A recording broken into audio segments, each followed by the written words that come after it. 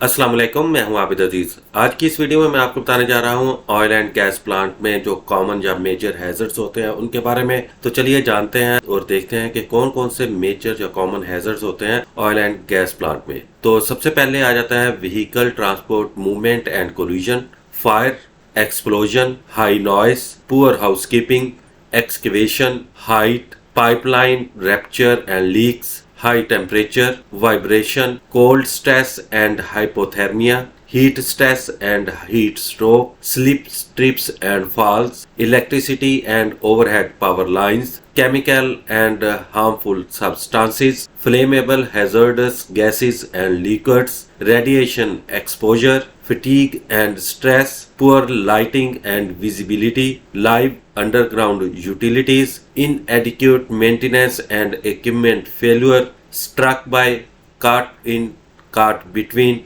falling objects and drop tools, confined space hazards, manual handling and ergonomic hazards, high pressure equipment and lines, machine hazards, corrosion and material degradation, oil spills and environmental contamination, crushing and pinching hazards.